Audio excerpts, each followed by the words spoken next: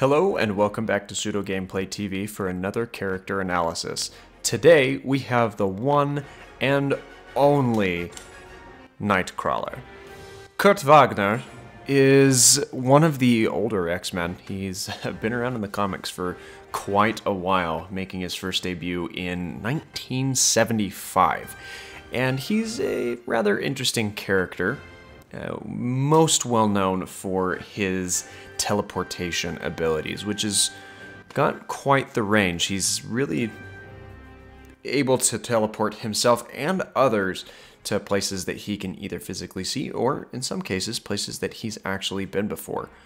But that's not all Nightcrawler is good at. He is also has enhanced agility, flexibility, reflexes, as well as night vision.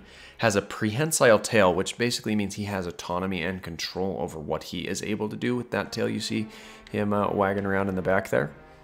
He is able to control that to use it to latch onto things, grab onto things, use with those swords, those cutlasses that you see him having there. It's quite useful for him to have. He also can cling to surfaces, uses camouflage in shadows, and as referenced by those swords, he is a superb acrobat, fencer, as well as a hand-to-hand combatant. So it's really cool to see him integrated into the game. He's a very, very popular character from the X-Men series. But enough about his appearances and abilities as an overarching character. Let's have a look at the abilities that he has to his advantage here in the game.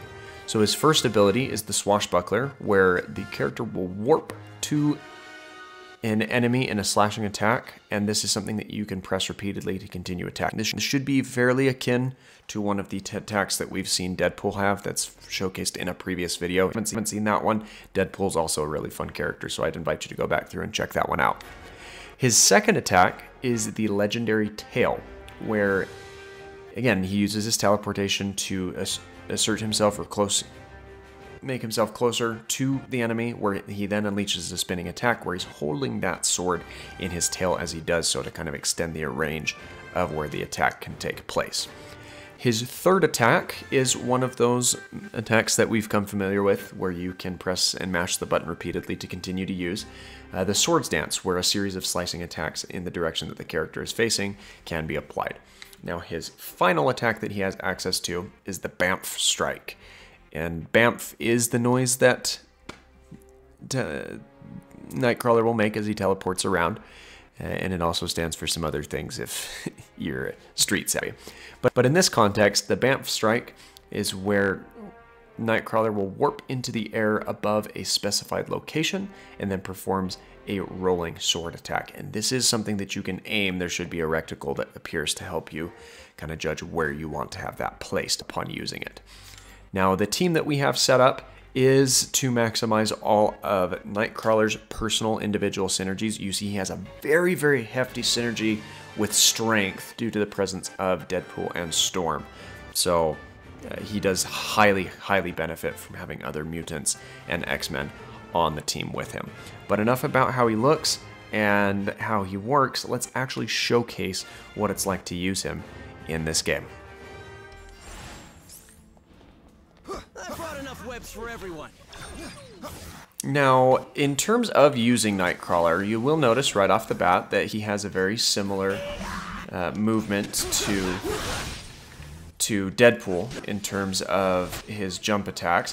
The one difference that is available right off the bat is as he performs his standard medium attacks, he will teleport out in front of himself on that final attack, which is quite useful in terms of spacing and getting yourself out of clustered up team fights. And his heavy attack, he will kind of flip and then cross slash out in front of him, similar to what we've seen with some other characters. His dodging mechanic also makes good use of his teleportation. And in terms of his aerial, he plunges down with his swords akin to what we've seen Drax do.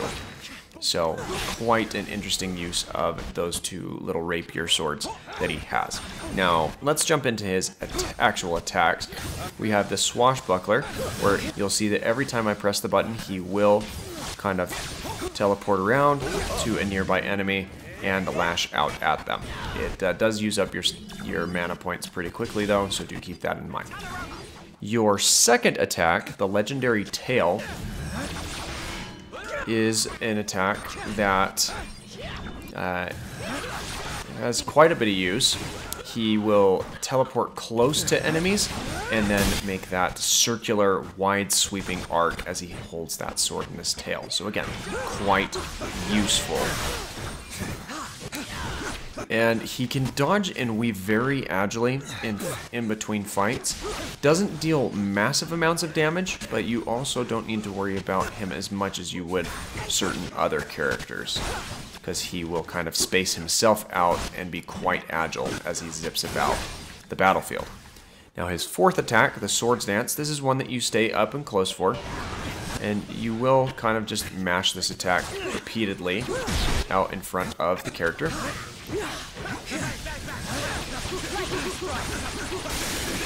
And it will deal damage to basically anyone that stands in his way. Very good on some of the larger opponents, especially if you're needing to try and burst down some of their stagger bar. Now his fourth and final attack, the Banff Strike, you can aim kind of with that circular reticle, and it does go quite far, but you do just need to keep in mind that you are vulnerable on startup for that attack.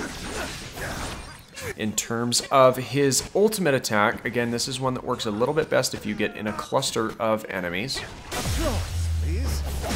And he will just kind of bunch them up, teleport around very quickly, and slash them to ribbons.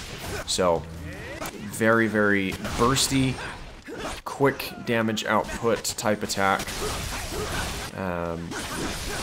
And he's incredibly agile in terms of getting around if you're needing to avoid incoming attacks from opponents. Now, some of his attacks, such as this Legendary Tail, it does not space automatically to opponents. It will generally go in the direction that you're facing. But do keep that in mind, that it's not manipulable as some of his other attacks, for instance, the Banff Strike. But the Banff Strike you can use to go and cover large amounts of distance, and he is ideal for performing tasks such as reviving some of your teammates if they get knocked out, because once you're done, you can kind of zip away and find somebody else to assist.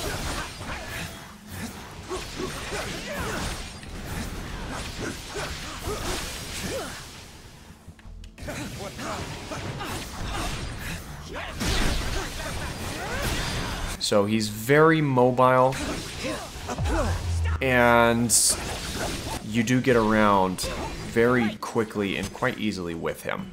So if you're looking for someone to zip about and do quick transportation, he's quite fun and useful as well. Do keep in mind that he comes fairly later into the game, but he does become available with all of his abilities unlocked from the start. So he's quite useful, and he has a lot of replay value if you want to play back through the storyline again. So overall, I do quite enjoy using Nightcrawler. Not as much as I've enjoyed other characters, but he certainly has a lot of use and is able to weave in and out of some of the tougher fights and tougher circumstances. So do keep that in mind as you go about building your own team. But that's going to do it for today's video. The next character introduction that we will be doing will be for Psylocke. That'll be in a couple days' time. But as you already know, I upload videos daily, so make sure that you are subscribed to stay tuned to every video that I put up. Until then, thanks for watching, and you have yourself a great rest of your day.